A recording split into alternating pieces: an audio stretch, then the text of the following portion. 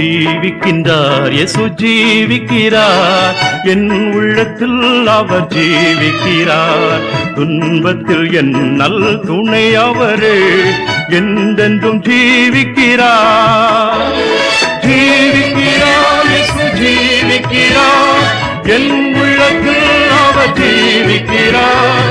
துன்பத்தில் என் நல் துணை அவரே, என்றென்றும் ஜீவிக்கிறார்.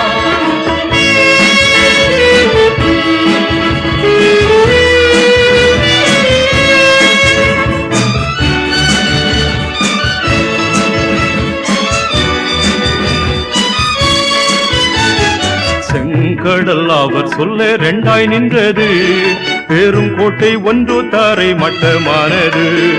அவர் சொல்ல குருடனின் கண் திறந்தது, அவர் தோட குஷ்டரோகி சுத்தமாயினார்.